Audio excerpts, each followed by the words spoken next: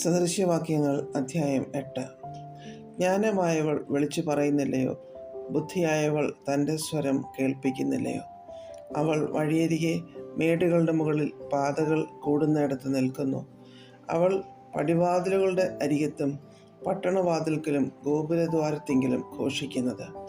പുരുഷന്മാരെ, ഞാൻ നിങ്ങളോട് വിളിച്ചു പറയുന്നു, എൻ്റെ സ്വരം മനുഷ്യപുത്രന്മാരുടെ അടുക്കിലേക്ക് വരുന്നു. അല്പബുദ്ധികളെ സൂക്ഷ്മബുദ്ധി ഗ്രഹിച്ചുകൊള്ളുവിൻ. മൂഢന്മാരെ വിവേകഹൃദയന്മാരാകുവിൻ. കേൾപ്പിൻ, ഞാൻ ഉത്കൃഷ്ടമായത് സംസാരിക്കും. എൻ്റെ അധരങ്ങളെ തുറക്കുന്നത് നേരിനായിരിക്കും. എൻ്റെ വായി സത്യം സംസാരിക്കും. ദുഷ്ടത എൻ്റെ അധരങ്ങൾക്ക് അറപ്പാകുന്നു. എൻ്റെ വായിലെ മൊഴി ഒക്കെയും നീതിയാകുന്നു. അവയിൽ വക്രവും വികടമായത് ഒന്നുമില്ല. അവയെല്ലാം ബുദ്ധിമാന് തെളിവും പരിജ്ഞാനം ലഭിച്ചവർക്ക് നേരുമാകുന്നു. വെള്ളിയേക്കാൾ എൻ്റെ പ്രബോധനവും മേത്തരമായ പൊന്നിനേക്കാൾ പരിജ്ഞാനവും കൈക്കൊള്ളുവിൻ. ജ്ഞാനം മുത്തുകളേക്കാൾ നല്ലതാകുന്നു. മനോഹരമായതൊന്നും അതിന് തുല്യമാകയില്ല. ജ്ഞാനം എന്ന ഞാൻ സൂക്ഷ്മബുദ്ധിയെ എൻ്റെ പാർപ്പിടമാക്കുന്നു. പരിജ്ഞാനവും വകതിരിവും ഞാൻ കണ്ടുപിടിക്കുന്നു. യഹോവ ഭക്തി ദോഷത്തെ വെറുക്കുന്നതാകുന്നു. ഡംഭം, അഹങ്കാരം, ദുർമാർഗം, വക്രതയുള്ള വായ് എന്നിവയെ ഞാൻ പകയ്ക്കുന്നു. ആലോചനയും പരിജ്ഞാനവും എനിക്കുള്ളത്. ഞാൻ തന്നെ വിവേകം. എനിക്ക് വീര്യബലമുണ്ട്. ഞാൻ മുഖാന്തരം രാജാക്കന്മാർ വാഴുന്നു. പ്രഭുക്കന്മാർ നീതിയെ നടത്തുന്നു. ഞാൻ മുഖാന്തരം അധിപതിമാരും പ്രധാനികളും ഭൂമിയിലെ ന്യായാധിപന്മാരൊക്കെയും ആധിപത്യം നടത്തുന്നു. എന്നെ സ്നേഹിക്കുന്നവരെ ഞാൻ സ്നേഹിക്കുന്നു. എന്നെ ജാഗ്രതയോടെ അന്വേഷിക്കുന്നവർ എന്നെ കണ്ടെത്തും.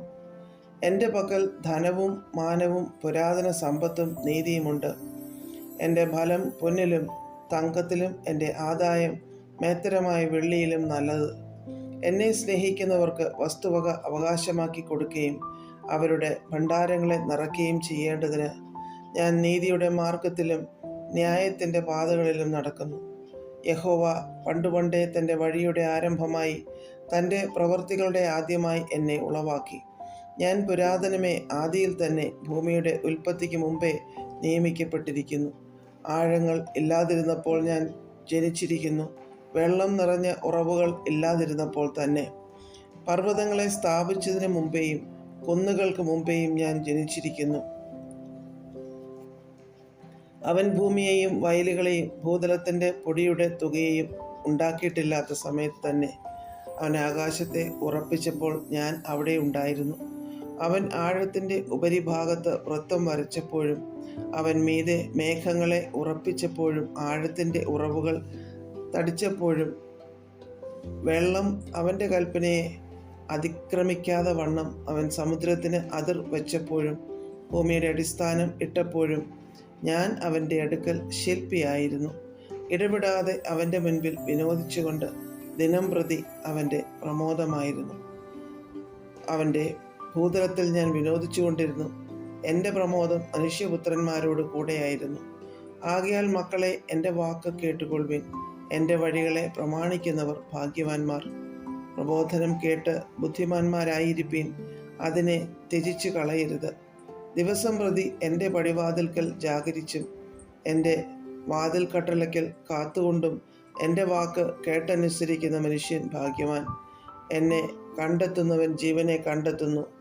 അവൻ യഹോവയുടെ കടാക്ഷം പ്രാപിക്കുന്നു. എന്നോട് പിഴയ്ക്കുന്നവനോ തനിക്ക് പ്രാണഹാനി വരുത്തുന്നു. എന്നെ ദ്വേഷിക്കുന്നവരൊക്കെയും മരണത്തെ ഇച്ഛിക്കുന്നു. അധ്യായം 9. ജ്ഞാനമായവൾ തനിക്കൊരു വീട് പണിതു. അതിന് 7 തൂൺ തീർത്തു. അവൾ മൃഗങ്ങളെ അറുത്തു, വീഞ്ഞു കലക്കി തൻ്റെ മേശ ചമയിച്ചുമിരിക്കുന്നു. അവൾ തൻ്റെ ദാസികളെ അയച്ച് പട്ടണത്തിലെ മേടകളിൽ നിന്ന് വിളിച്ചു പറയിക്കുന്നത്, അല്പബുദ്ധിയായവൻ ഇങ്ങോട്ട് വരട്ടെ. ബുദ്ധിഹീനനോടോ അവൾ പറയിക്കുന്നത്, വരുവിൻ, എൻ്റെ അപ്പം തിന്നുകയും ഞാൻ കലക്കിയ വീഞ്ഞ് കുടിക്കുകയും ചെയ്യുവിൻ. ബുദ്ധിഹീനരെ, ബുദ്ധിഹീനത വിട്ടു ജീവിപ്പിൻ. വിവേകത്തിൻ്റെ മാർഗത്തിൽ നടന്നുകൊള്ളുവിൻ. പരിഹാസിയെ ശാസിക്കുന്നവൻ ലജ്ജ സമ്പാദിക്കുന്നു. ദുഷ്ടനെ ഭത്സിക്കുന്നവന് കറ പറ്റുന്നു. പരിഹാസി നിന്നെ പകയ്ക്കാതിരിക്കേണ്ടതിന് അവനെ ശാസിക്കരുത്. ജ്ഞാനിയെ ശാസിക്ക, അവൻ നിന്നെ സ്നേഹിക്കും.